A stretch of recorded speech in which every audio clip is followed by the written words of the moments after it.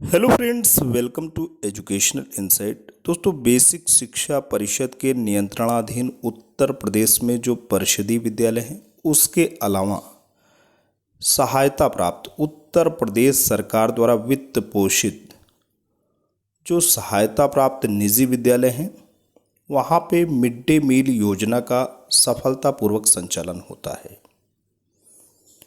अब mid day meal योजना का जो संचालन होता है उसमें यक्ष प्रश्न दोस्तों ये है कि आखिरकार ग्रामीण अंचलों में स्थित जो परिषदीय प्राथमिक, उच्च प्राथमिक या कंपोजिट विद्यालय हैं वहाँ के संस्था प्रधान यानी हेड टीचर, प्रधानाध्यापक या प्रभारी प्रधानाध्यापक इस योजना का संचालन करेंगे या ग्राम पंचायत द्वारा निर्वाचित ग्राम प्रधान।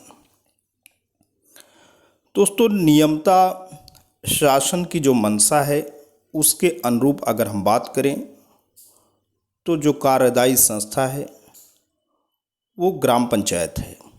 ग्राम पंचायत में जो भी मुखिया होंगे, जो ग्राम प्रधान होंगे, उन्हीं को मिड डे मील योजना के संचालन की जिम्मेवारी दोस्तों दी गई है।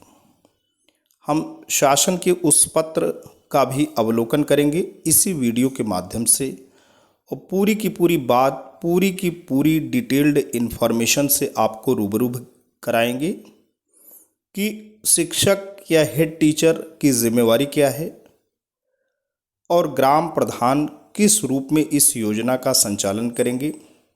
आइए दोस्तों, बिना देर की हम शुरुआत करते हैं। दोस्तों, ये पत्र जारी हुआ है शासन से। प्रेषक इसके श्री हरिराज किशोर जी हैं, सचिव उत्तर प्रदेश शासन। सेवा में समस्त मंडलायुक्त उत्तर प्रदेश, समस्त जिला अधिकारी उत्तर प्रदेश को प्रेषित और संप्रेषित पत्र है। लखनऊ दिनांक 25 जून वर्ष 2004 को ही जारी ये पत्र है। विषय प्रदेश के प्राथमिक विद्यालयों में अध्ययनरत बच्चों को गर्म पका पकाया भोजन कुक्ड मील दिए जाने के संबंध में। महोदय, उपर्युक्त विषयक मुझे यह कहने का निर्देश हुआ है कि माननीय सर्वोच्च न्यायालय में योजित याचिका संख्या 196/2011 people's union for civil liberties बनाम यूनियन ऑफ इंडिया व अन्य में पारित माननीय सर्वोच्च न्यायालय के आदेश दिनांक 28 नवंबर 2001 के समादर में श्री राज्यपाल महोदय गरीबी रेखा के क्रम में नीचे से चयनित प्रदेश के 25% अर्थात 16 निम्न जनपदों यानी 1 नंबर से शुरू करेंगे 16 नंबर तक बहराइच, हरदोई, लखीमपुर खीरी, सोनभद्र, उन्नाव, रायबरेली, प्रतापगढ़, सीतापुर, गोंडा, फैज़ाबाद, बाराबंकी, मऊ, इटावा, सुल्तानपुर, लखनऊ और शाहजहांपुर में बच्चों को गर्म पका पकाया भोजन कुक्ड मील योजना लागू किए जाने की स्वीकृत निम्नलिखित शर्तों एवं प्रतिबंधों के अधीन प्रदान करते हैं। एक एक बिंदु दोस्तों इम्पोर्टेंट है। पहला बिंदु ये कहता है कि प्रदेश के सरकारी या परिषदीय या सरकार द्वारा सहायता प्राप्त प्राथमिक विद्यालयों ईजीएस केंद्रों में कक्षा 1 से 5 तक अध्ययनरत बच्चों को 80% उपस्थिति के आधार पर वर्ष में कम से कम 200 दिन पका पकाया भोजन उपलब्ध कराया जाएगा तथा प्रतिदिन उपलब्ध कराए जाने वाले भोजन में 300 कैलोरी ऊर्जा तथा 8 से 12 ग्राम प्रोटीन होनी अनिवार्य है। भोजन में 300 कैलोरी ऊर्जा और 8 से 12 ग्राम दोस्तों प्रोटीन होनी अनिवार्य है। दूसरा बिंदु यहाँ पे ये कहता है कि भारत सरकार द्वारा 3 किलोग्राम प्रति विद्यार्थी की दर से उपलब्ध कराए जाने वाले खाद्यान्न से बच्चों को ग्राम पंचायत या वार्ड कमेटियों के माध्यम से। अब दोस्तों इम्पॉर्टेंट बात क्या है, भारत सरकार प्रति विद्यार्थी की दर से 3 किलोग्राम खाद्यान्न उपलब्ध कराती है और ग्राम पंचायत और वार्ड कमेटी के माध्यम से पका पकाया भोजन उपलब्ध कराए जाने हेतु व्यवस्था की जाएगी, जिसके अंतर्गत गेहूं बाहुल्य क्षेत्रों में दलिया, मीठा, नमकीन दाल रोटी अथवा सब्जी रोटी अथवा चावल बाहुल्य क्षेत्रों में खिचड़ी, तहरी, दाल चावल, सब्जी चावल तैयार कराकर बच्चों को उपलब्ध कराया जाएगा। दोस्तों, पॉइंट यहाँ पे नोटेड ये है कि ग्राम पंचायत यानी ग्रामीण अंचलों में, शहरी जो क्षेत्र हैं वहाँ पे वार्ड कमेटियाँ इसको उपलब्ध कराएंगी पका पकाया भोजन।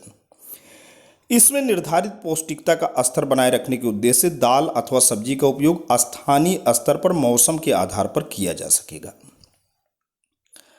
अब तीसरा जो कि बिंदु है बहुत ही इम्पोर्टेंट है कि भोजन पकाने के कार्य में अध्यापकों एवं छात्रों की सहायता न लेते हुए ग्राम पंचायतों की सहायता ली जाएगी। यानी भोजन जो पकाने का प्रोसेस है, यानी एलपीजी के माध्यम से, गैस सिलेंडर के माध्यम से जो भी ईंधन वगैरह होगा उसकी पूरी जिम्मेवारी दोस्तों ग्राम प्रधान की होगी। इसमें शिक्षकों की सहायता नहीं ली जाएगी, ना लेते हुए ग्राम पंचायतों की सहायता ली जाएगी तथा भोजन पकाने के लिए महिला स्वयं सहायता समूह, सेल्फ हेल्प ग्रुप या एनजीओ की सेवाएं भी प्राप्त की जा सकेगी। चौथा बिंदु है खाना पकाने के लिए सामग्री या मजदूरी की व्यवस्था कन्वर्जन कास्ट निम्नलिखित स्रोतों से वहन की जाएगी। अब कौन कौन से स्रोत हैं? 25 प्रति PMGY योजना अंतर्गत उपलब्ध कराई जा रही अतिरिक्त केंद्रीय सहायता से 25%। दूसरा बिंदु है 25% राज्य सरकार से वित्त पोषण से। तीसरा है 50% खाद्यान्न के रूप में खाना पकाने वाली संस्था को 2 किलोग्राम प्रति छात्र प्रति माह खाद्यान्न उपलब्ध कराकर, यह खाद्यान्न भारत सरकार द्वारा निःशुल्क उपलब्ध कराए जा रहे खाद्यान्न का ही अंग होगा, अतः इस निमित्त धनराशि की व्यवस्था कराते हुए अवमुक्त किए जाने की आवश्यकता न होगी।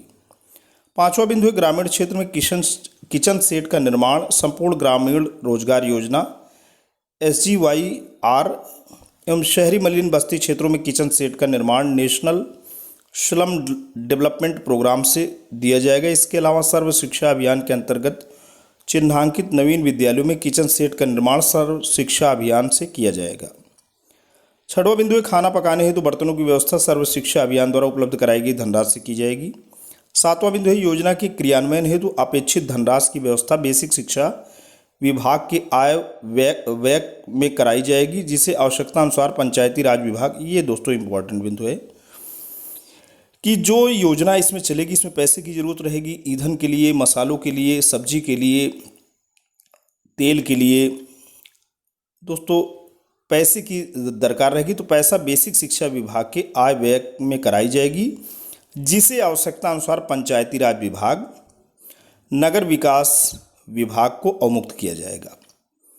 स्थानीय स्तर पे ग्राम पंचायत या वार्ड समिति के माध्यम से प्राथमिक विद्यालयों में भोजन पकाकर उपलब्ध कराए जाने का पूर्ण दायित्व पंचायती राज विभाग या नगर विकास विभाग का होगा। दोस्तों यहाँ पे पूरी तरीके से दिया गया है कि प्राइमरी स्कूल में भोजन पकाकर उपलब्ध कराए जाने का पूरा जिम्मेदारी पंचायती राज विभाग है। तो पंचायती राज विभाग के अंतर्गत ही दोस्तों ग्राम प्रधान आते हैं, उन्हीं की पूरी जिम्मेवारी यहाँ पे तय होती है।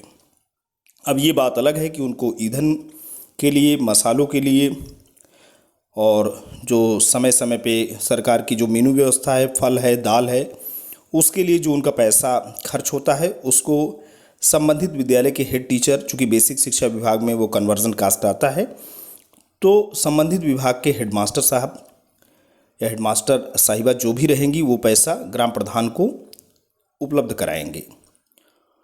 अब आठवां बिंदु ये कह रहा है कि ग्राम प्रधान अध्यक्ष वार्ड समिति द्वारा बच्चों का सत्यापन संख्या के आधार पर कराते हुए प्रतिमाह कन्वर्जन कास्ट की धनराशि अग्रिम के रूप में की जा सकेगी तथा उपभोग प्रमाण पत्र प्रस्तुत करते हुए अगले माह हेतु अनाज एवं कन्वर्जन कास्ट प्राप्त किया जा सकेगा या सकेगी। जो बच्चों की संख्या है उसके हिसाब से ग्राम प्रधान डिमांड करेंगे। किसकी डिमांड करेंगे? खाद्यान्न की डिमांड करेंगे और खाना बनाने के लिए जो पैसे की ज़रूरत रहेगी कन्वर्जन कास्ट, उसकी डिमांड करेंगे। अब विद्यालयों में पके पकाए भोजन की उपलब्धता सुनिश्चित करने हेतु ग्राम पंचायत स्तर पर एक कमेटी भी बनेगी, जिसके अध्यक्ष दोस्तों माननीय ग्राम प्रधान जी होंगे। सदस्य जो होंगे वो संबंधित ग्राम प्रधान द्वारा मनोनीत नॉमिनेटेड 2 महिलाएं जो कि अभिभावक भी होंगी, यानी उनके जो 2 बच्चे पढ़ते भी हों, सदस्य रहेंगी। 2 महिलाएं सदस्य रहेंगी। विद्यालय के हेडमास्टर यानी प्रधानाध्यापक भी सदस्य रहेंगे इस कमेटी के। 2 पुरुष अभिभावक प्रतिनिधि जो ग्राम प्रधान द्वारा मनोनीत होंगे। तो दोस्तों 2 पुरुष अभिभावक भी नॉमिनेट होंगे, 2 महिला भी अभिभाविका जो रहेंगी वो भी ग्राम प्रधान द्वारा नॉमिनेट रहेंगी। उसके अलावा विद्यालय के हेड टीचर सदस्य रहेंगे। ये कमेटी वर्क करेगी। तो विद्यालय में पके पकाए भोजन के लिए ये कमेटी, जो कि ग्राम प्रधान अध्यक्ष होंगे, तो गार्जियन जिनके बच्चे पढ़ते हों विद्यालय में पुरुष, वो सदस्य रहेंगे। ऐसे ही 2 गार्जियन जिनके बच्चे स्कूल में पढ़ते हों महिलाएं भी सदस्य रहेंगी। विद्यालय के हेड टीचर सदस्य रहेंगी। ये कमेटी ही पका पकाया भोजन की उपलब्धता सुनिश्चित करेगी।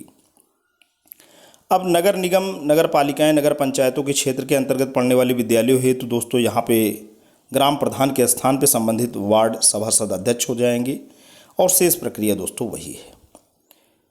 अब प्राथमिक कक्षाओं में अध्ययनरत बच्चों को पका पकाया भोजन प्रतिदिन उपलब्ध कराए जाने हेतु जनपद स्तर पर भी एक कमेटी गठित की जाएगी, जिसकी प्रत्येक माह कम से कम एक बैठक अवश्य की जाएगी।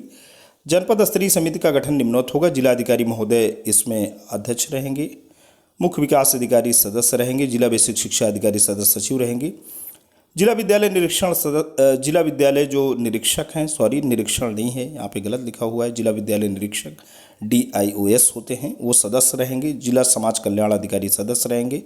जिला पंचायत राज अधिकारी भी सदस्य रहेंगे।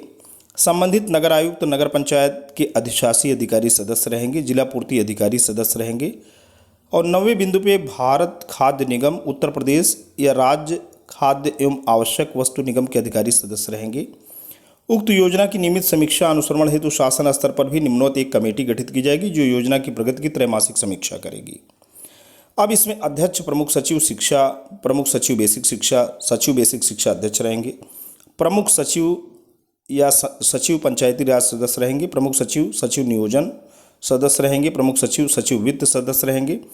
5वें स्थान पर प्रमुख सचिव सचिव नगर विकास सदस्य रहेंगे। 6वें स्थान पर प्रमुख सचिव सचिव खाद्य एवं रसद विभाग सदस्य रहेंगे। 7वें स्थान पर प्रबंध निदेशक उत्तर प्रदेश राज्य खाद्य एवं आवश्यक वस्तु निगम सदस्य रहेंगे। 8वें स्थान पर निदेशक बेसिक शिक्षा विभाग सदस्य रहेंगे। 9वें स्थान पर निदेशक पंचायती राज विभाग सदस्य रहेंगे। 10वें स्थान पर वित्त नियंत्रक उत्तर प्रदेश बेसिक शिक्षा परिषद सदस्य रहेंगे। 12वें स्थान पर इस योजना पर आने वाले व्यय भार के निमित्त वित्तीय स्वीकृति के आदेश अलग से निर्गत किए जाएंगे।